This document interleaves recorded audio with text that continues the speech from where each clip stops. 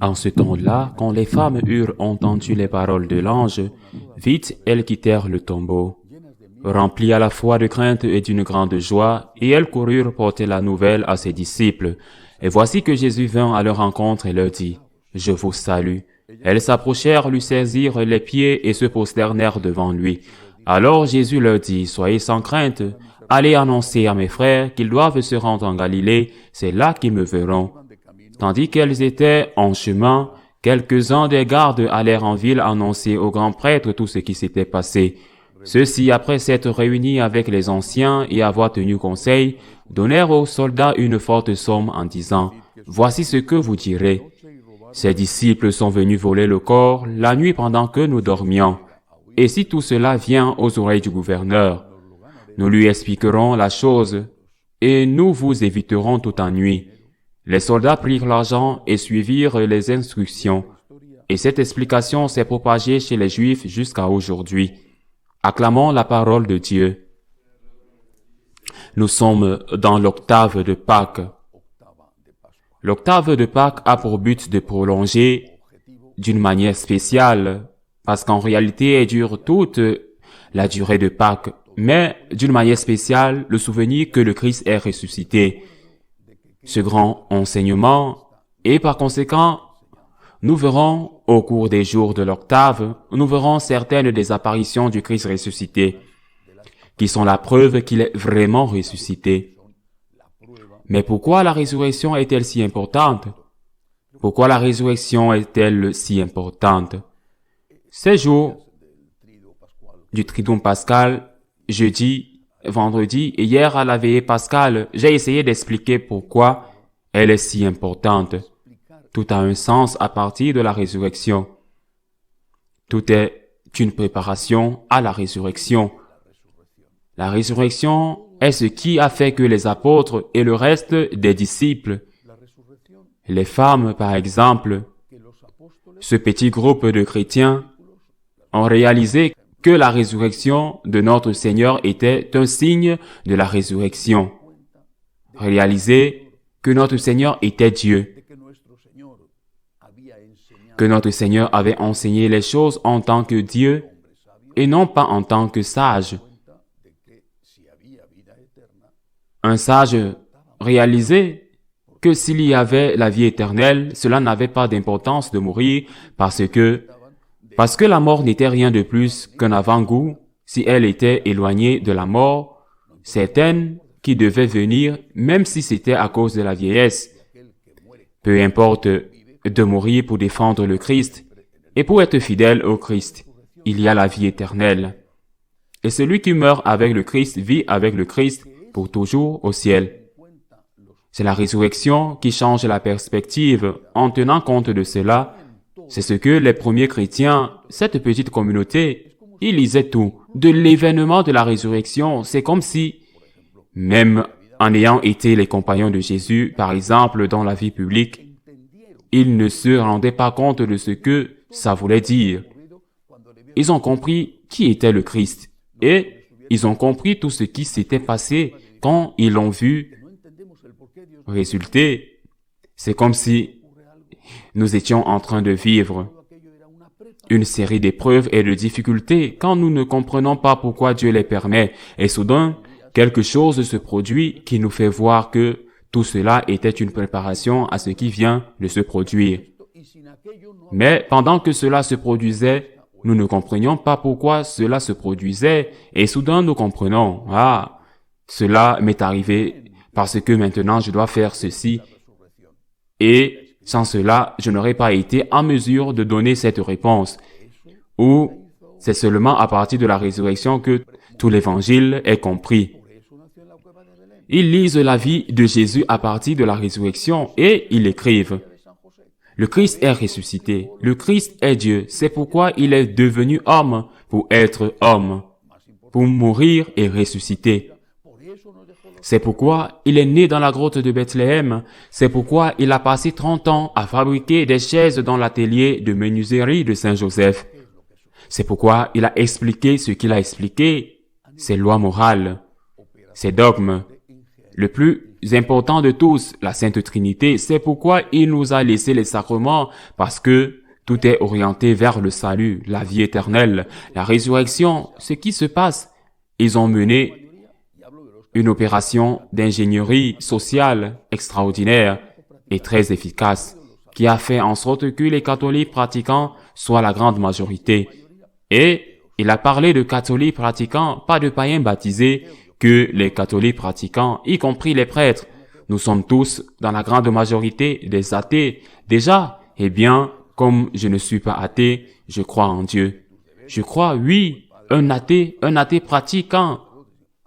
Mais, aujourd'hui, pour certains, et j'en suis sûr, vous êtes une très bonne personne, vous êtes généreuse avec les pauvres, vous remplissez vos devoirs, vous êtes un bon père, une bonne mère de famille, et bien un bon prêtre, un athée pratiquant, parce que c'est ceux-là qui, parmi nous, considèrent la vie dans la perspective de la vie éternelle. Pratiquement personne. En fin de compte, nous considérons la vie comme si tout se passait ici. Et comme si, quand la fin arrivera, dont nous ne savons pas quand elle arrivera, mais elle arrivera pour tout le monde. Quand la fin arrivera, nos anciens n'étaient pas comme ça, loin de là. Ils avaient la vraie foi, la foi en la résurrection. Et c'est dans cette perspective qu'ils regardaient leur vie. À partir de la résurrection, comme les premiers chrétiens ont compris pourquoi ils devaient avoir des enfants. Ils ont compris pourquoi ils devaient être fidèles. Ils comprenaient pourquoi ils ne devaient ni voler, ni mentir, ni tuer. Pourquoi ils devaient respecter les commandements. Ils comprenaient pourquoi ils devaient aider les gens, pourquoi ils devaient offrir des messes pour les morts. Par exemple, tout était compris à partir de la résurrection, et cela leur donnait la force, le courage, même pour le martyr. Une femme comme Sainte Thérèse de Jésus, qui a traversé toutes les calamités qu'elle a dû traverser. Elle a été accusée, par exemple, par l'Inquisition, non moins bonne d'accusations épouvantables, que je ne veux pas, même pas nommer. Elle, la vagabonde, la fondatrice, celle qui a tant souffert, elle dit « La vie est comme une mauvaise nuit dans une mauvaise auberge ». Elle a la résurrection en tête. Elle écrit « Je vis sans vivre en moi ». J'espère tant de bonheur que je meurs parce que je ne meurs pas. Pratiquement dans un beau poème espagnol, ce que Saint Paul avait dit plusieurs siècles auparavant. Pour moi, vivre c'est le Christ et mourir est un gain. Mais où sont ces gens de la foi? Où sont les personnes qui disent « Ce dont je rêve, c'est d'être avec le Christ, d'être avec le Dieu. La mort n'est pas la fin, c'est le début. Cette vie est une mauvaise nuit dans une mauvaise auberge. Et lorsque vous avez une maladie, lorsque vous avez un problème économique, lorsque vous souffrez pour quelque raison que ce soit, un catholique qui croit en la vie éternelle dit « Seigneur, je te l'offre. Je te l'offre, c'est le début. Cette vie est une mauvaise nuit dans une mauvaise auberge. Seigneur, je te l'offre. Je ne comprends pas, mais je te l'offre. Je te rejoins sur la croix et je suis sûr que tu accompliras ce que tu as promis. Béni sois-tu quand on te persécutera à cause de moi. Béni sois-tu pauvre, béni sois-tu au cœur pur. Bienheureux les cœurs purs. Bienheureux les miséricordieux, car vous obtiendrez miséricorde. À vous le royaume des cieux, la promesse de la vie éternelle. Sans la vie éternelle, la nôtre n'a pas de sens. Vous le savez depuis le début, Saint Paul, sans doute celui qui a le plus brillamment expliqué le message, le dit clairement. Si le Christ n'est pas ressuscité, vaine est notre foi.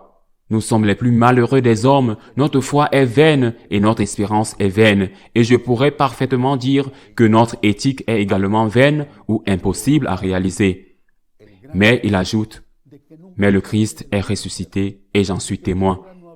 Que l'ingénierie sociale, je veux dire, quand je dis que nous y avons été soumis et qu'ils ont obtenu un grand succès, que nous ne parlons jamais de la vie éternelle, que les prêtres ne parlent pas de la vie éternelle et que les fidèles ne parlent pas de la vie éternelle, que nous ne parlons pas de la vie éternelle et que les fidèles ne parlent pas de la vie éternelle, que nous ne parlons pas de la vie éternelle. le bien qui vous empêche de sombrer parce qu'il y a la vie éternelle, le bien qui vous empêche de vous enivrer de succès parce que cela arrive aussi et qu'il y a la vie éternelle. Comment on en est arrivé là? C'est très simple. On en est arrivé là parce qu'un homme qui s'appelait Karl Marx a dit, parce qu'il savait parfaitement ce qu'il disait et ce qu'il essayait de faire, il a dit que la religion était l'opium du peuple. Cela semble une phrase toute simple. C'était une bombe atomique contre la religion. La religion est l'opium du peuple. Ce que font les prêtres, c'est de dire aux pauvres, supportez-les et ne revendiquez pas vos droits et donc gardez les mauvais préjugés, subjugués, humiliés et réduits en esclavage, livrés aux mains des seigneurs des millionnaires qui ne leur payent pas un salaire juste et vivent à la valeur excédentaire de leur travail.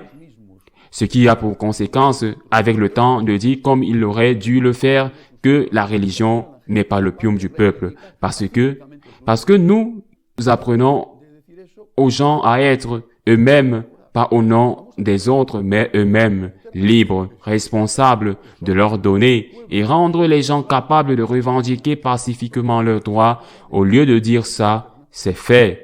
Ah bon, maintenant arrêtons de parler de la vie éternelle parce que s'il s'avère que nous sommes l'opium du peuple, parce que nous parlons de la vie éternelle, ce qu'il faut faire, c'est arrêter de parler de la vie éternelle. Fin du message. Nous ne parlons plus de la vie éternelle. C'est le mauvais goût. C'est bizarre de parler de l'enfer.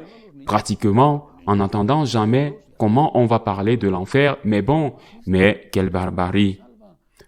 On va faire peur aux enfants et aux adultes et à tout le monde. Non, non, l'enfer n'existe pas. Tout le monde est sauvé, tout le monde va au paradis et ils sont là au paradis tranquillement. Le dealer, celui qui a violé, celui qui ne nous fait pas peur ou qui ne se répand pas ou quoi que ce soit. Que comme Dieu est si bon, alors comme tout le monde en parle, mais il n'y a pas besoin de parler de salut. Si tout l'évangile est compris par la perspective de la vie éternelle, et si on arrête de parler de la vie éternelle, ce qui reste, c'est un dogme très très vide, et bien sûr une morale insupportable. Et pourquoi je dois remplir mes obligations si je m'en fous? Et pourquoi je dois faire l'aumône si je m'en fous? Tout ce qui te reste, c'est l'humanisme. Si tu as un grand cœur, et que tu as un grand cœur, alors tu auras un grand cœur. Que tu aies un grand cœur, que tu aies un grand cœur ou pas, tu auras un grand cœur. Que tu sois catholique ou musulman, que tu sois protestant ou athée, parce que c'est une question de ta nature. Et si tu n'as pas quelque chose ou quelqu'un qui te motive et te dit, tu atteins ta limite, qui peut être bien sûr, ta limite est beaucoup plus élevée qu'une autre, et ta limite en tant qu'athée peut être plus élevée que la limite d'un croyant. Mais tu as atteint ta limite parce que tout ce que nous avons t'a atteint. Ne t'arrête pas là. Fais-le. Pour moi, pardonne-moi, aide-moi, accomplis-moi, fais-le pour moi. Et je te le promets, Jésus insiste encore et encore là-dessus. Je te le promets. J'ai eu faim, tu m'as nourri. Je te le promets. Viens béni de mon Père, hérite du royaume. Si nous supprimons « Viens béni de mon Père » parce que nous ne pouvons plus parler du ciel, parce que si nous parlons du ciel et de l'enfer, si nous parlons de la vie éternelle, nous devenons l'opium du peuple. Nous avons supprimé notre foi. Nous avons mis fin à notre espérance et nous avons réduit notre morale à un fardeau insupportable qui n'a aucun sens, que nous devons faire. L'Église nous rappelle. Elle nous rappelle parfaitement depuis le début qu'il y a la vie éternelle, qu'il y a la vie éternelle, qu'il y a la vie éternelle, que le Christ est ressuscité et que tout dans cette vie, de la naissance à la mort, tout, les joies, les peines, les problèmes, les moments merveilleux, les moments horribles, les problèmes subis par ceux qui souffrent de la guerre en Ukraine, ceux que souffre l'évêque emprisonné au Nicaragua, ce que souffrent les catholiques persécutés en Afrique, ce que souffrent les chrétiens persécutés par les communistes. Oui, l'Église, pour eux, est l'opium du peuple, mais leurs prisons sont pleines. Eh bien, toute cette souffrance, tout cela a un sens. Il y a la vie éternelle, pas une larme qui sort de vos yeux, pas une larme ne restera sans consolation. Béni es-tu quand pour moi et uni à moi, vous êtes capable de porter votre croix quotidienne. C'est Jésus qui nous dit, venez à moi. Vous qui êtes fatigués et chargés, je vous soulagerai. Ici, parce que je porterai une partie de votre croix, mais vous devez porter l'autre partie. Portez mon joug, dit alors le Seigneur, et je vous soulagerai quand viendra l'heure de votre mort, parce qu'il y a la vie éternelle. Ne nous lassons pas de le dire 1000 millions de fois pour aujourd'hui, par jour, de nous le dire en nous-mêmes et de le dire et de le crier, même pacifiquement, mais sans aucune honte pour les prêtres qui ne parlent pas de la vie éternelle. Il y a la vie éternelle. Le Christ est ressuscité. Tout ce que nous souffrons dans cette vie et tout ce que nous avons de bon sera compris et sera compris. Quand nous arrivons à ce moment final, il y a la vie éternelle. C'est la raison de notre joie et, quoi qu'il arrive, et parfois nous verserons beaucoup de larmes, mais quoi qu'il arrive, rien n'est définitif, parce que la chose définitive est et doit être d'être avec Dieu dans les cieux. Ainsi soit-il.